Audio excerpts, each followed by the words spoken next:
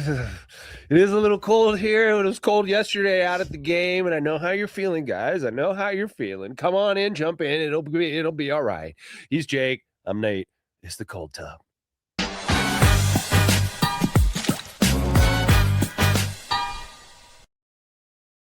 That's right. It is the Cold Tub. It's the last Cold Tub of the season.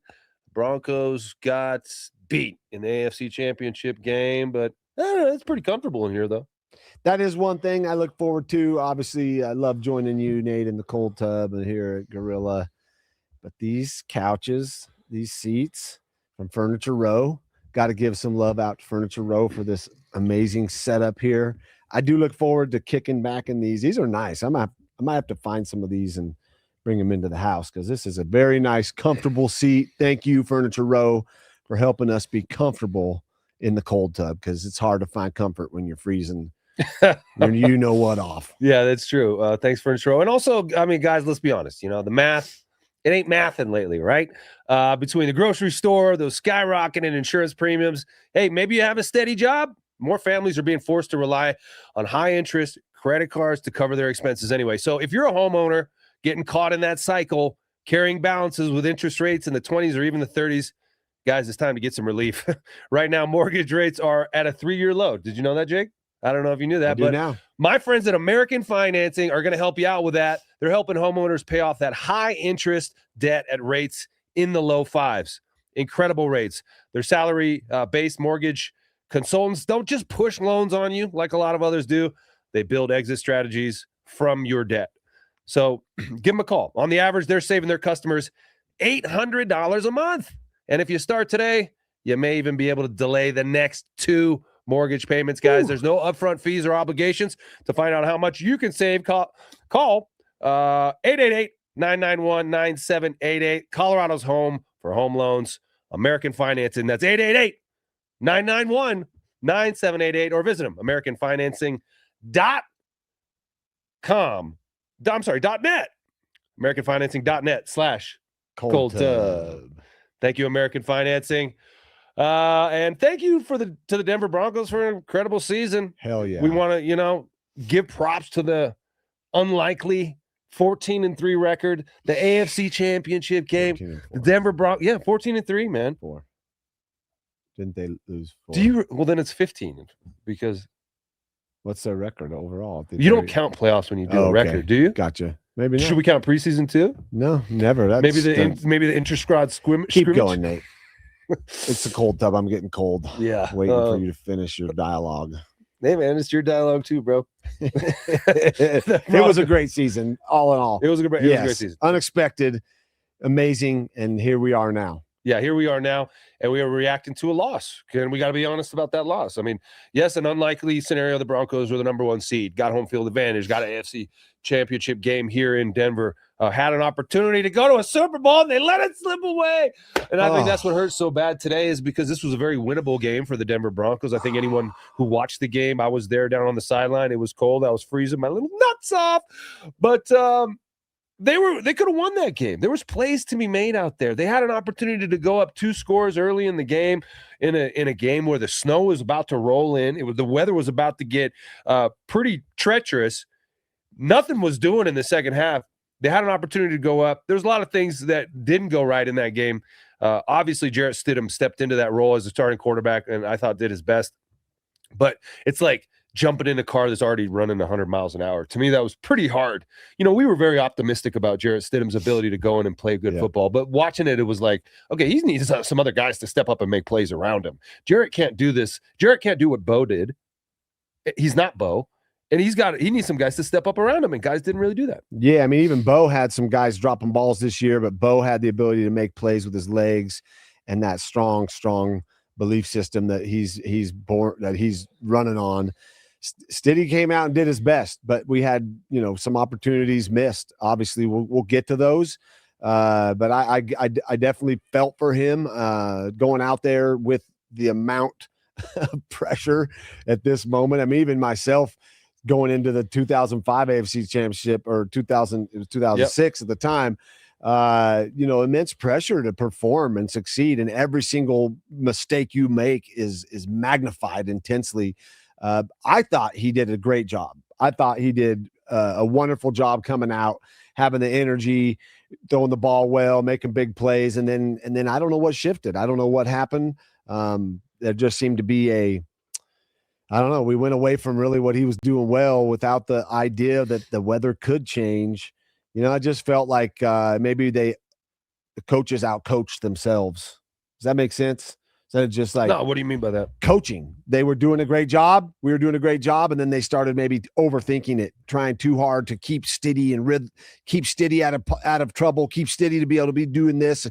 Let's make sure it's real easy for him. When at this point, no, you got to come in and put someone under the fire, put them there, make them make those plays. But you mentioned it, other guys got to step up too. Yeah, other guys got to step up too. Defense played fantastic. Yes. And you feel bad for the defense holding these guys to 10 points at home and not being able to punch their ticket to the Super Bowl, man. So close, but so hard. far. And it's there's this weird double-edged sword to it, because of course we want to be grateful that this season happened and it ended up, one game away from the Super Bowl. The Broncos fans got to have a couple home playoff games. They won the division for the first time in forever. They stomped on the Chiefs, little tiny weenies, and ground them into the ground and said, hey, that was cool, right? But then you get to the point, you recalibrate your expectations. We're on the doorstep. You can't go back and say, oh, that was fun. We really had a good time with that. Yeah. No, you feel like, just like you felt, right? Just like we felt as a team, but you as a starting quarterback at an AFC Championship game, what was that like dealing with that sort of aftermath of knowing how close you were? It was hard. It was very deflating. Even now today, I have these feelings, these pangs of like, God damn it, we were right there. What if I'd have played a little better in that first half? If I hadn't thrown that interception, if we could have made these plays, you don't know when you're going to get back to it. We want to see this team and this organization become consistent, like we saw, like we caught on when we were here, as far as, when Bolin was here winning 300 games in 30 years, that's consistency.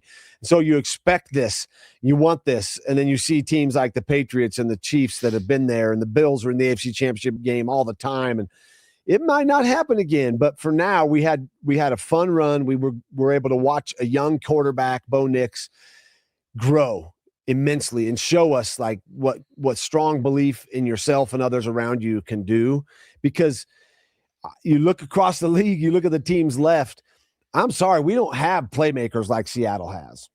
No, Seattle's got guys that catch the ball, and the Rams, and they don't drop the ball. When they catch it, they're not just going down, they're making guys miss. We really don't have but a couple guys that show that here on the Broncos. So for them to even be here, what a feat. What an amazing accomplishment by this organization. A great coaching staff, putting guys in positions to succeed, players stepping up when they have to, and having a defense that was really goddamn good this year, top to bottom. I mean, they played their asses off. I would hate to go against this Broncos defense, because they play hard.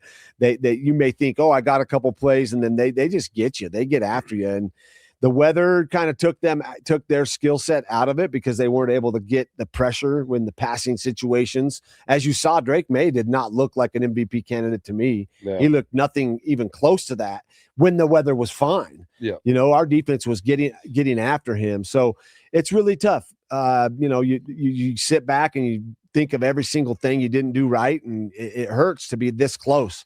And then to have to go and get your exit physical and, go sit around and wonder what you're going to do to heal yourself up. And goddamn, like you wanted it bad. You almost maybe were making a few plans and thinking about what it'd be like to go to the Super Bowl. Yeah. Hard, very hard. But I tip my hat to this team, this organization, and for what they've done in a short period of time. You fill a few gaps, you bring in a few players, and I think that this can become something that we expect every year. Love it. All right, let's dive into the film here, because we got some stuff to look at. And you talked about the defense. You talked about early in the game when the weather was looking pretty good. We got a play here. Talanoa Hufanga once again sniffs out a play. Ooh. He's got crazy instincts. He's all over the field. What he does, the only point to his game, he's got to work on those hands. He's had quite a few picks in his hands this year. That is why they play on the defensive side, not the offensive side. But man, that would have been a huge play. Yeah, down here in their territory, risky throw here, but definitely snipped it out. It's almost like Sternad's hand might have got in the way. Yeah. He didn't tip it, but it was close. But still, this is this defense. They're on it. Nothing was easy. Very, very few plays this year were easy for opposing offenses, as this team showed that they're scrappy, they're tough. This could have been a game changer, but it wasn't. But still, it showed Drake May like, hey, boy, you better be accurate today because we're going to be on it. And Drake May didn't really do much other than with his legs in that game. Yeah, he stepped up huge late in the game, which I wasn't expecting that. I really haven't seen him play much this year, but it wasn't expecting him to have the ability to do that with his legs, and really was the difference maker in that second half. He had over 400 yards on the ground this year as a runner. He's a pretty good athlete, but MVP quality, I don't know about that. All right. Okay, maybe the biggest play of the game for the Broncos, this pass to Marvin Mims. Marvin Mims is a guy who, came on late in the season. He's a playmaker. He's a guy who believes in his ability to make plays. He wants the ball in his hand, and I think he's probably one of those. I want to see more Marvin Mims going forward next year. Marvin Mims just runs by that guy. That's a really good corner there. Yeah. This was Jarrett Stidham's best throw of the day, or one of them. A couple nice ones, but after this, it kind of slowed down. I mean, they had a touchdown after this, but that was pretty much it. Yeah, it was a great job of Stidham using his eyes, using what he could do to drop back and hold that safety, and great route by Mims to get up to widen again. Yeah, great drive here, opening up. They ran it, they threw it, they play action, and this was really the only big play of the game. It was the only big play from the Broncos standpoint. You'd like to see more of this. I thought we should have gone deep more. Yeah. But I'm always like that. I used to love taking shots back in the day. And so what, like vodka or tequila before the game? Shots? No. Oh, deep shots. Yeah. Oh, I was like, wow, I didn't know you I'm talking shots of pain meds. Oh, right into your veins. Yes. Take a shot, take the top off, baby. That was nice. Great way to open the game. I was feeling like, yeah, man, everything we said was Stidham was in a rhythm. Stidham had the rhythm. It is a Stidham of the night. Oh, yeah. Oh, yeah. Man, I was really hoping City came and threw for like 300 and 4 touchdowns, and like they won by 2 scores. Who knows what would have happened if the weather hadn't changed, and if they would have gone for the field goal, gone up 10. And all of a sudden, that puts the Patriots in a different position offensively. Yeah, They're calling plays a little differently. Drake May gets a little more desperate. The defense gets the tee off. Different ball game completely. Yeah, man. And so we're gonna get into that in a second. But let's go to this next play. Cortland Sutton, his only play of the day, kind of seemed like he didn't really show up. It wasn't all his fault. The weather kind of dictated a lot of what happened there, but that was a nice route by Cortland Sutton, and nice play design there. Inside release there, and then comes back out, and he's wide open. It's stealing, man. We used to run this a lot down in the goal line when I was here in that West Coast Mike Shanahan offense, and threw a lot of easy touchdowns with just little play action. Yep. Great sell here by the line, by the running back, and then it's just a matter of pitch and catch. And Cortland, awesome. I was like, great, here he is. He's stepping up. But then that was it. This was the high point of the game. This was the moment high point of the game. Like the hottest. With 10 minutes left in the first quarter, we peaked. I mean, in that moment. I think the whole stadium was like, oh, it's on. We're kicking their ass today. It's over. But then we're going to the Super Bowl. Right? And the next drive, you went all the way down, or 2 drives later, but you went all the way down and turned it over on downs, which we're going to go right here. So 4th and 1. The weather forecast is coming in the second half. Did we know that? Everyone knew that. Everyone knew the snow was coming in. My wife told me that the night before. Did you dress accordingly? Absolutely. Did you see anybody with T-shirts and shorts go, oh, damn, the weather jumped up on me? No. Yeah. So everyone knew the snow was going to come in. In hindsight, of course, is always 2020, but they should say hindsight is 2015 because that's better than 2020, right? Hindsight is 2026 because that's the year we're living in. Hindsight's 2026, bro. Whatever. My Hind doesn't have any sight right now. It's sitting on this American. Well, mine does. Furniture row. Mine actually does. Furniture row cushion. My hindsight sees a cushion. Yeah. Anyway, but the hindsight on this is probably take the points now, right? Yeah. I mean, well, you're on the 14. You go or up run 2 the scores. goddamn ball for a yard, you know? Well, that's what it is. Like, it's like you don't have a running game that you think you can get a Nope. yard with. And so they know that. They know you don't have a running game that you think you Yep. can get a yard with. So they're ready for this play, this type of stuff, this little waggle, slide. I was surprised it wasn't a screen. Right. And because the screens didn't work either. But it's like, okay, no, obviously we all want the points, hindsight, but then you decide to go for it. Well, it sucks that you don't have a power running game where you can go get a yard. I would feel better about 4th and 1. Let's hand it off and see if we can go get a yard. We have an offensive line that's one of the best offensive lines in the league. They kind of got abused a little bit yesterday. They got abused early, man. That guy, like, whoa, wait a sec. We got all pros getting pushed off like chumps. Yeah. And that happens. You come out and the game's so big, you might have a little bit too much adrenaline going and you get settled back in after you get beat. But this is the talk that this is it. You know, shouldn't we have kicked that field goal, go up 2 scores, knowing the weather was coming? Of course, there's been a pretty much an abandoning of the field goal in the league. You know, there's been a lot of teams going for it on 4th down. Yeah, it's like the new cool thing to do. I guess we're back in the day. I was like, it's analytics, man. Go for it on 4th down. And everyone's like, no, that's really not a smart play. You want to get the points. You really just don't want to. You want to put points on the board. Now it's like, because you know what? It's analytics. It's the nerds who are crunching the numbers at PFF who come to them on the sideline with these probabilities and data, and they say if you're there, well, no, you got to trust your instinct. And by the way, the data, the analytics doesn't know anything about the weather. The data doesn't know anything about what's happening in the second half. Unless you got a game plan and a run game to go into that weather with. Yeah. Hey, you're good. We can run the ball. Let's go for it on 4th and 1. We're going to run the hell out of it in the 3rd and 4th quarter when the snow hits. No, we don't have a running game. And that's the problem. We don't have a downhill take it defense running game. Take it, right? Take it. Last year, Broncos didn't have a running game. They went into Buffalo. Yeah. They got pushed around. Buffalo was the best running team in the league. But it was like, we're a good regular season team. To win in the playoffs, you have to have a running game. Yeah. You have to be able to run the ball on 4th and 1. And in the second half when the weather turns, because it's not just about like, don't you think so? Well, I don't know. Like, you were down there on the field. How bad was it? It was bad. Like, so bad you couldn't complete a pass? No, not that bad. Because I remember the snow game against Oakland, and it actually was easier to throw the ball. It was windy. It wasn't coming like it was like swirling. And the snow was coming like this way and that way. Yeah. You know what I mean? And so you saw with the run game, here we go. We now can boot Stidham to the left, to the right. But you have to actually run effectively to do that. Yeah, we can run some play action screens. We can drop.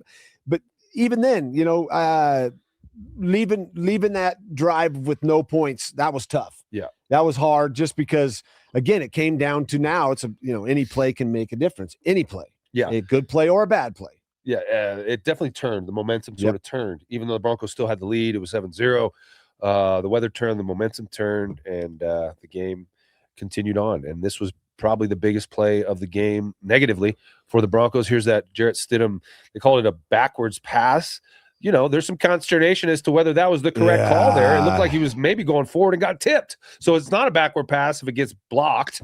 But Stiddy kind of had to backpedal here. Maybe should have ditched it a little bit earlier. Not help him. The back came back towards him on a screen. Like, the one thing you do as a running back in the screen is like you go up, you let the defenders go by you and go behind them. And now it's my job as a quarterback to drop that ball up over the defense. Well, the running back, he came back to him. He came back towards Stiddy. So there's really nowhere for him to throw this ball away. This is a Stiddy situation to be in. Yeah. Shitty for Stiddy, because you have nowhere to throw the ball. Everyone's like, throw it away. Why didn't he throw it away? Why didn't he? Can't you just throw it out of bounds there? Well, you're trying to keep this play alive. Here's a running back coming towards you right now. Throw it out right that first time. Throw that thing towards the line of scrimmage. Yeah. Should have, could have, would have, didn't. Now look, the lateral thing is weird because he did throw it from the 15 and it landed on the 17, but it did get pushed back. I didn't like this call. Should have been a fumble, but whatever. Big play of the game. Gave the Patriots. Think that should have been a fumble? So then it would have been a touchdown. I think it should have been just a touchdown right there. Well, incomplete pass. Oh, you just said you should have been a fumble. Okay, it should have been an incomplete pass. It definitely went backwards. Yeah, it did. From the playback. But, that's just tough. But did it get tipped after it left his hand? Or did it get hit? Did it hit his hand and then it fumbled? Whatever. They called it A backwards pass. This is where I think Stidham was trying to do the no sack thing that Bo's doing all year. And it's like, take the sack, bro. Right. Or scramble out, do something. Even later in the game, he did it again. He's pushed some ball towards the running back. And it's like, at some point you eat the ball and the coaches can be, you can't take a sack. And shut up, coach. You want me to fucking throw a ball backwards? And now we got a play like this. Yeah. Sometimes you just have to be a player. And this was tough for him. Like I said, this is a shitty situation for him. Bad. From here, though, we just went to screens, more commercials, screens. Yeah. It was really sad because that play there, Romo was even talking about it on the TV. I watched at home with the TV, and it was like, this game comes down to one bad play. Can come down to one bad play. Yeah. And there it was, and it happened right after he said that. This play right here was really tough because it gave New England, who wasn't doing much, a short field. Yeah, inside the 20, and they were able to punch it in with a Drake May touchdown run there. Yeah. With the, it was a nice play design. Great play. But Broncos, that made it 7-7. Or was it? Yeah, that was 7-7 at that point. So the Broncos still in the game, but couldn't get anything going on offense. Here was one play that they were able to get going. The only guy breaking any tackles out there in this game was that fella there, rookie, RJ Harvey. So they were trying to leave it up to RJ Harvey and Jarrett Stidham. The only guys really trying to. I think if I see this kid in a Seattle Seahawks jersey, he's getting the ball 25 times. Who, RJ Harvey? Yep. Yeah. Whatever way, no matter what, I don't care. Get it in his hands. He's a player. This is a playmaker. This kid wants it. And we see him here. We saw him, and then all of a sudden he was gone. Yeah. And we can look back and say all these things, but like really the guy that has all year done this, he was gone. And I'm seeing McLaughlin out there, and I'm going, wait a second.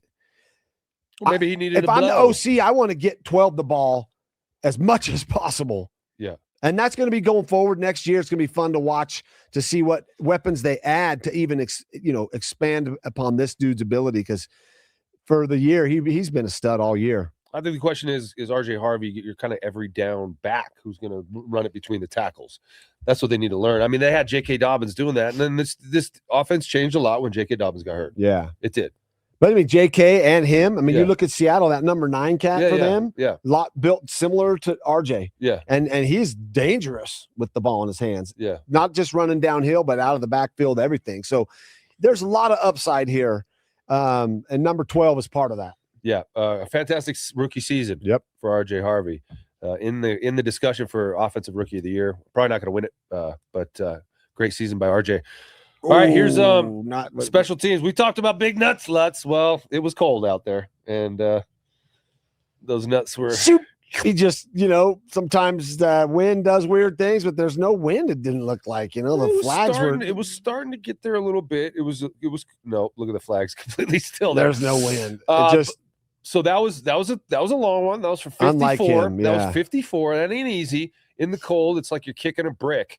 It's not as easy as when it's nice and temperate. That ball does weird things. Sometimes it's like goes and then just like, yeah. What is that? I mean, because I know laces can play a big part in that, depending on where they're at when the ball's rotating. Yeah. But yeah, that was unlike big clutch. Did it have the distance even? Nuts Lutz. Yeah, it had the distance. Yeah. Yeah, that was tough. He had a really good season for us, guys. And then this couple moments in this game that, end up being significant, right? Yeah, in a game like this, you're going to lean on your kicker. Yeah. And Crawshaw as well, the punter. Yep. I mean, probably has a few things to work on this offseason. Yeah, I'd like to see more consistency on him. I mean, he put a lot of them through the end zone. And, this day and age, field position in a game like this, field position choose. He did have that one late in the game that went out around the 9. Yeah. And he had another one early in the game that went out at the 8, but then he did have a couple that he blasted through the end zone. So, it's just consistency and things you can work on. I think, glimpses don't get you to the Super Bowl, though. Yeah. It's consistency and being that not just a glimpse, but doing it more often than not. You and I talked about it a little bit on the phone as we're prepping for this show. The Broncos were pretty fortunate to have been in this position. Yeah. With maybe some holes here and there in the roster or so, because they won so many close games. They had some magic on their side. They had some things go right for them that don't typically go right in the course of a season. Like you don't get that much good fortune and win 12 one-score games usually, right, and end up with a number 1 seed. And so some of those things reared their ugly heads yesterday in the loss. But you always improve your team every season. Even if you win the Super Bowl, you try to improve your team. So the Broncos will be doing that, and they're probably starting on that today. Yep. You go right to it. Yeah. What are we working on in the off season? You know, I mean, what did I do good? Okay, cool. But what can I get better at? All right. So another big play in the game. Some folks thought this shouldn't have been. This was close. Yeah, it was. I need a virtual measurement here. Give me a virtual measurement. What the hell? Why can't they put a little beacon in the ball? Then it makes it lopsided, bro. Put 2 beacons in the front and the back, or the back and the front, or the tips. Yeah. And then you have the virtual line, and then you'll know if the ball passes that. Yeah. I just feel like this human error, it's so, I don't know. I didn't see him get this. I didn't see him get this. The first guy coming in is way short, but somehow he did. Good job. Good job, Patriots. Yeah, the Patriots kind of, got the benefit of the officiating. But it's just, how can you tell? I mean, you're telling me that this is or isn't? I don't know. Doesn't look like it, but maybe he did. It's just tough because this play has become very popular. The tush push. The tush push. Let's even put defensive guys in there to push the tush of the quarterback. Because it works, though. Because it works, right? Sometimes, no, it does if you do it right. The Eagles, I mean, it works like 95% of the time. Well. So why don't you learn how to do it? Like the Broncos on 4th and 1. Why don't they learn how to tush push? If they would learn how to tush push, do the thing that works, they could do that. Yeah, you got to have a run game though to understand tush push. I don't think we have a run game. That's those teams that do have run games know the tush push. And that's an unfortunate part of what's going on because the Broncos need to find that balance in their offense. And like you alluded to, like they are number 1 seed right here. Like how did they get here? It was a strong defense and a quarterback that never gave up, like that had his team believing. And so this season was remarkable, one that you would like to see ride out with the fairy tale ending, but we didn't. So now all the weaknesses get shown. I watched the other game, the Rams Seahawks. Their tight ends were balling. Yeah. Not only blocking, but catching balls downfield. I don't even know if our tight end had 1 catch, I think. Evan Ingram had a catch. 1 catch. Yeah. Other than that, like, you don't win a Super Bowl without a tight end doing something. So, and that's not to attack the guys we have. They played their asses off. They gave it their all, but it's like there's a weakness there. Yeah. There's a lack of production there. There's a lack of like having a guy that's like, give me the ball, please. I want it. I'm getting paid a lot. Get me the ball. I will do something. And I don't see that from that position. So no, and it definitely needs to be addressed. To me, it shows you how valuable Bo Nix is and what he did for the team this year. Because like, we were hoping Jarrett was just going to fall in and keep, but it didn't look the same. It looked anemic. It looked like they were slow. It looked like everyone was waiting around for another guy to make the play. Oh, it's snowy. I don't know. Like the missed screen, that screen he threw early, he missed Mims on it. Yeah. Bo, to his credit and to Drake May's credit, leading the league with the percentages. I think it was because they throw a lot of screens also. Yeah, they do. So great. You're leading the league in percentage, highest ever for a second or whatever. Go ahead. Give me one of those. It's ridiculous. Throw the ball downfield. Let me know your downfield completion percentage. That's where it matters. Yeah. But Bo did a great job of getting those screens. He was very accurate. He missed very few of those. And Stiddy missed that one because that's a rhythm thing. You're not used to that. Yeah. But tip my hat to Stiddy for coming in and doing the best he can, or that he could. I think the coaches kind of took it away from him in a way. They didn't allow him to do what he really did well. And the players, around him, definitely didn't step up. Had a few drops that, we'd love to have a chance back at it. Well, the weather started to turn. Mother Nature opened her sweet, sweet heart to us down there, and the snow began to fall. This was the third quarter, 7 minutes and 30 seconds left in the third quarter. And what was that play? That was just a run. This is just defense again, stepping up and balling. Like, here we go. The Patriots get down there. They have this 9 minute and 30-second drive. It's crazy. And you're thinking, oh, no, now they're going to go up and the weather's starting to change. Nope.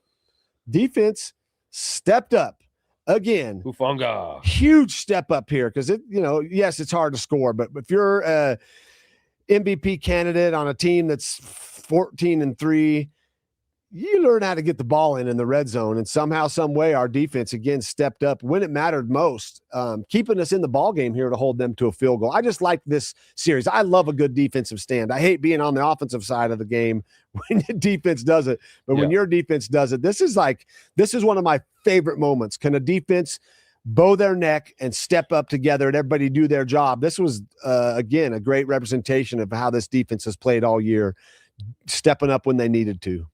And you never know what kind of impact certain players are going to have on your team when you bring them in the offseason. Some of them have, great careers in other teams, and you hope they come in and play at a high level.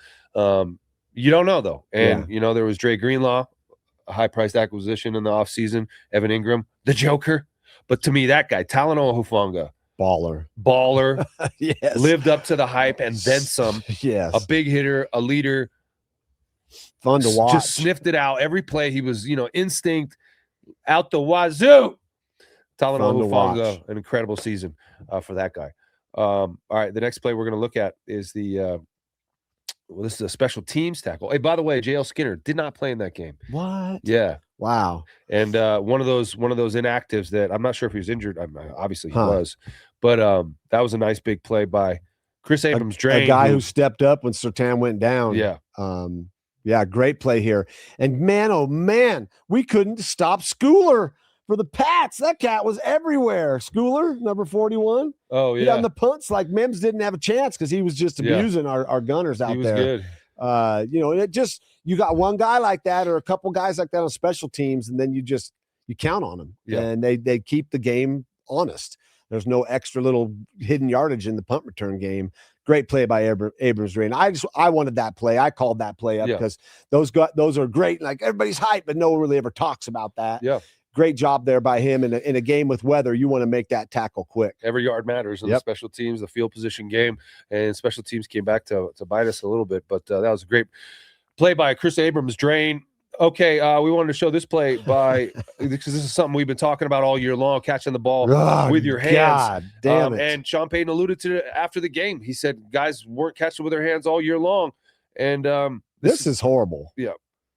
This is just, if you're going to do this, then go catch it. If you're going to jump up and let it get to your chest and give the DB a chance, then come down with it. And I saw multiple games, whether or not, it doesn't matter. Weather is not the reason. Oh, whether or not the weather is hot. It was the weather. No, go grab it with your hands. At this very moment right now, how big this is, even if they don't go down and score, they pin them down into the short field, the field position game. This is something this kid needs to break. I think you need to break this habit, little Jordan Humphreys. You got to break this habit and start using your hands. We saw him do it last week. Yeah. He did catch the one when he did the same thing, but he dropped one also. Yeah. It's lazy hands. It's not trusting your hands. This can be done with a jug machine and a third string quarterback throwing you 10,000 balls this offseason. And you mentioned the game last night between the Seahawks and the Rams, those guys snagging everything with their hands, going up, making improbable catches. Obviously, the weather was a little different for that game. The number 11 cap for the Seahawks. Yeah. Holy smokes. It doesn't matter. He's coming down with it. Yeah, he's coming down with it. Even that one he caught when he was out of the end zone was like, holy smokes, this dude wants it. Yeah. And the guy for the Rams, Puka. He's the number one receiver. Holy smokes, man. That ball is coming down if that's Puka. In the weather, I don't care. With a bat with nails on it, you're hitting him in his lower spine. He's coming down with it. With a bat, with a hat, on a cat. Splat is what we saw there. So splat. And Cortland Sutton, who's typically your guy who's catching the ball with his hands, making improbable catches, he's having some issues a little bit with his hands in that game. I mean, they wear these crazy high-tech gloves. Yeah. Use your hands. There's no way this is supposed to be for catching. And that's what little Jordan Humphreys did. And I'm sorry for pointing this out, little Jordan Humphreys, and you're probably sick to your stomach too. Yeah. Go up. You jump like a madman. You got skills athletically. When you let it get to your body, you give the DB a chance to get his hand in there. If you go out with your hands, that's a catch. And then we don't know. We may not be talking about why did they go for it on 4th and 1. Yeah, and it's something that's going to change. I think there's going to be some turnover in that room, in the tight end room, based on the comments that Sean Payton made after the game, saying it was a problem all year long, and just with our own eyes looking at it and talking about it. I mean, you got to have guys who want to go grab that thing with their hands and snatch it, and don't give those DBs an opportunity, because when you're reaching out like this too, and they're behind you, they don't have access to the ball. Their arms aren't long enough to go behind you and snatch it. But if you let it get into your body, they can just reach right around, like you said. Yeah, it's not lazy. It's just bad habits. And, we're not being critical. We're pointing out what I would have gone over and said, God damn it, use your hands. Yeah. I put the ball out there. Stidham did his job. You do your job now. So this is where it just completely switched. After that, they didn't even know what to do. They were like, oh, no, now how do we throw the ball? No one's catching it. Stidham doesn't. And then you don't have a running game, and then obviously there's your problem. It was bad. Yeah. All right, this next play was a nice play by Jarrett Stidham. Got on his horse, as they say. And I was down there on the field. There was a lot of lanes like this. There was a lot of room there. Yeah. That Bo Nix would have exploited probably more so than Jarrett, but it wasn't like the Patriots were some juggernaut defense and team that was just like absolutely dominant out there. I mean, there was room to make plays, there was room to run, and Jarrett's not that guy, and he's also hasn't played a snap all year. So it's like one of those things where we were very optimistic that Jarrett Stidham was going to go in and ball out. But realistically speaking, after the fact, I mean, he's jumping in a car that's already running 100 miles an hour. Like, it's like double dutch. The things are already going really fast, and you got to jump in and jump like seamlessly at the pace that this team's been going with Bo Nix at the helm. It was a lot to ask Jarrett Stidham to do that and to play at a high level. That's why everyone around him had to pick up the slack and go make plays, right? Yes, and all year you can't gain the respect and confidence of your team without doing it in the moments when you need to. And Bo did it last year. He did it numerous times this year. That is a belief system on a team. It's like Bo can get it done. Bo, hey, let's give Bo a chance. He's going to do it. Yeah. And 9 times out of 10, he does. Stidham hadn't had that chance. And so here it was. I wanted to point that out, though, because it was 3rd and 12. He didn't get the first down, but he got some valuable yardage there to give us a better shot at a field goal. Yep. And that was which we missed. A very makeable field goal that the field goal team trots out and apparently was a little short because of the snow on the field, the lines. Dang. And then it gets blocked. Yeah, these ones are tough. You've been a holder. Yes. Jeremy Crawshaw's the holder, okay? He's new to the sport of football, relatively speaking. He's an Aussie. He goes out there, and he's tasked with setting up where the kick's going to be, right? Have you ever been in a situation where it's snowy, you can't see the lines? How do you handle that? I would like to almost like stand up and show you what you do. You get out there, and you look at the center, and every single time I was going to go to whatever it was, 6.5, 7, whatever it is. Yeah. And mark that spot. Yeah. That's just what I was doing. What if you can't see the lines? You guess it, or do you walk it off? You walk it off. Yeah. If you can't see any lines, you got to make sure you walk it off. I mean, it's precision we're talking. So much so that Mike Leach, our snapper, one day was like, I'm not getting the laces. They're back. And he's like, well, you're reaching for the ball. I'm like, what? He said, don't reach. If you have your spot here, don't reach out and catch it a half foot in front of the spot. That's 1/3 of a revolution. Yeah. So I'm instead of catching it right above the spot, I started catching it there. And guess what? The seams were here on the top hand every time. What do I have to do? Put it down. I guess it'd be this way. So if you're a yard short, as they were half there, a yard short. But in this, even a yard short. They were a yard short here. And so everything got screwed up. Yeah. The trajectory of the ball, the laces, everything. And I don't know. I haven't been able to see and measure this out, but it's saying like I think we were a yard short. I mean, and that's just something like definitely. I mean, I don't know. You have a timeout here at this point in the game. This is so critical that I don't know. You look back on this one. You look back on the 4th and 1, not going for a field goal. It sucks when the game comes down to this, and it's for all of what it was, the magnitude of what this meant. This is a tough one because, a guy giving effort for the Pats and he's getting lauded and probably a game ball for being like giving an effort when he needed to. He just barely touched it. Barely. He almost still made it. Yeah, that was tough. That was tough just because they did it. They did it against all the weather odds. They made it to this spot to give themselves a chance to tie it. And didn't mean they would win the game. I mean, everybody's saying game's over if they make this field goal. No, it's tie ball game. You still got to go do it. But definitely special teams don't get noticed until they need to get noticed. And now they're being noticed because of like one half a yard, whatever it was that he was off, that could have been the difference. And it's so many games this year, it came down to a field goal. for the Denver Broncos. The 2 losses they had early in the season came down to the last second field goal, and then they, Big Nuts Lutz had a couple to win, several to win at the end, and he was, the toast of the town. He had a great season until yesterday, and they struggled to make the kicks, and whether it was field goals, whether it was punts even, weren't great yesterday. So that's another area to look at this offseason. Obviously, I think these guys are very talented. These 2 kickers, they'll be around. But you got to shore up that operation. Yeah. And then, all the Patriots had to do was kind of grind the clock out after that, and they were able to do so. Oh, yeah, I was like, what is this weather? This is not the fourth quarter. This is Drake May using his legs and picking up a huge first down there. Drake May, really, the only thing he hurt us with was his legs in this game. Yeah, I mean, even when the weather was good, there was MVP talk. I'm like, wait a sec. There were some balls I was wanting. I was wondering what this kid had. I hadn't watched him much, but what he did is made the plays when it mattered, like this. Like Bo did this all year. Yeah. It wasn't pretty from the pocket. It wasn't perfect from the pocket, but when it mattered most, here he is outrunning our DN.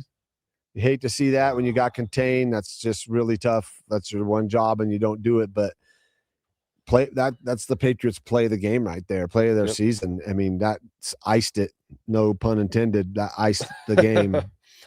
And that was all she wrote after that. A couple kneel downs because the Broncos were out of timeouts. Again, I was a little confused about the management of the timeouts. I understand the weather's an issue and you got to make sure everything's right, but they ended both the first half and the second half with like only one timeout inside of 3 or 4 minutes. It was like, what do we, in case we need them, we don't got them. And so there's a lot of things that didn't go right for the Broncos in that game, but a lot of things that went right for the Broncos the whole season. And you got to see both sides of it. I know it hurts today. I know we're going to be critical or whatever today, or think about what could have been, but it was a really good season. As Bianca Joy Vigil says, so proud of this team. Just came up short. Kick or no kick, just wasn't our time to win. That's true, Bianca. We just wonder when it will be. Because it's really hard to get back to that position, to have that number 1 seed. And now you have to have the number 1 seed to get the bye. It's not the number 1 and the number 2 like when we were playing. And players aside, this team battled. I loved watching them play this year. It was exciting. The games mattered. It wasn't blowouts where you're just like, I got to watch this. It was exciting. It was fun. I think Bo Nix is a very special human being, let alone a quarterback that's going to be consistently there for this team. My heart goes out to him with his injury, but this team will be different. We're losing some really good coaches this offseason. Yeah. They're not going to be here. We won't have Vance Joseph, Davis Webb. Who do you replace them with? It's hard in the quarterback room. It's hard on a defense to bring in the right guy that's going to seamlessly come in and take over. So a lot of work to be done. It sucks that they're not going to the Super Bowl, but all in all, as a Bronco fan, it was fun again to watch a team that really cared. That really went out and played their asses off, just how I would love to be a part of this team and how they played, because you could tell they really loved each other. And when that happens and you got the core guys that embody that, good things on the horizon for this Broncos team and this organization. Yeah, for a lot of the people who cover the Broncos who are in that locker room every day had talked about how close this team is. Yes. How, they haven't seen a team this close. And the players talk about it as well. They truly love each other. You mentioned Bo Nix. A special player, a special human being. Our heart goes out to him for what he's had to go through to take it all the way to the end, and then not be able to finish the job with your brothers and have to watch, from a suite with a boot and a scooter because you can't even walk. I mean, you're playing the most intense sport in the world on the grandest stage all year long and exciting all the fans and bringing Broncos country back from the dead. I mean, the home field advantage is back now in Broncos country, largely because of what Bo did for his team. And it just shows you how much they missed him in that game and how much we all missed him as fans. So speedy recovery to you, Bo, and now get some rest, guys, because you had a great season. And we had a good season, too, on the Colt Tub. Oh, yeah, we got to throw a shout-out to our boy Wade Manning right there. Wade was all over social media last night. Huge. Everybody's wondering, who is this dude in the fur coat? In the referee coat. Well, that's my counterpart in the uniform inspector game. He does the opposite sideline. He taught me the ropes. He taught me the ropes in the uniform inspecting game, and this might be his last hurrah. He might be moving on. This dude. I mean, this guy does what he's telling me, he does something like 500 push-ups a day, 1,000 right? sit-ups, like takes care of himself. One of the Dude, he's fastest almost 70 dudes, years old. one of the fastest dudes ever to step on an NFL football field right here, Wade Manning. And he has swag wearing that jacket. Everybody's trying to figure out who he was. He is the mystery man. He was a kick returner. He was a kick returner and a receiver, and he was a baseball player. Yep, Ohio State. Yeah, but he's a baseball player. Didn't play football until he got to the NFL. Yeah, yeah. That's what kind of athlete that dude is right there. And he's almost 70. And he's still got a little pep in his step. Oh, he's 70, and he looks like he can still run like a 4.8. When I grow up, I want to be like you, Wade, and have the balls to wear a jacket like that on the sideline. That's right. And he's not on social media, so he didn't see that, and he ain't going to see this either. So we love you, Wade. And we love you guys for following us. Yes. Yeah, on the Cold Tub. We've enjoyed doing this. We hope to continue to bring it to you.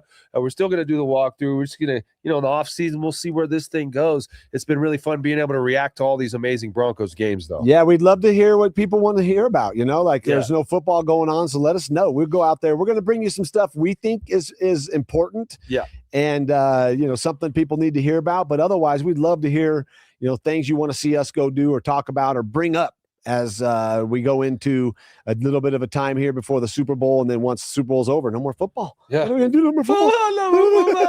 No more You might have to hang out with your family or something on the weekend. Maybe play with your kids. I don't know. Hey, what's your name? Oh, yeah, Timmy. Let's go to the park, huh? Is there a park around here? Yeah, right next door, Dad. I've been waiting out there for you, sitting there watching football all day.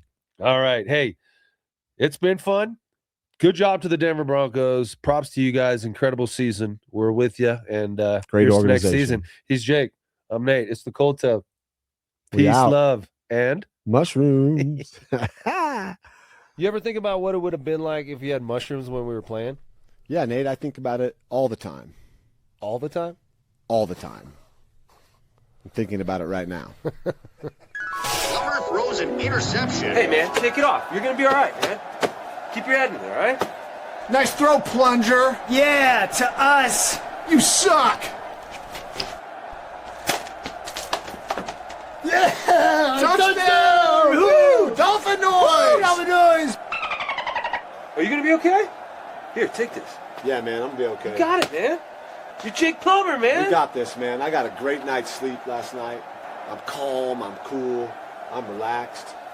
Let's go get this done.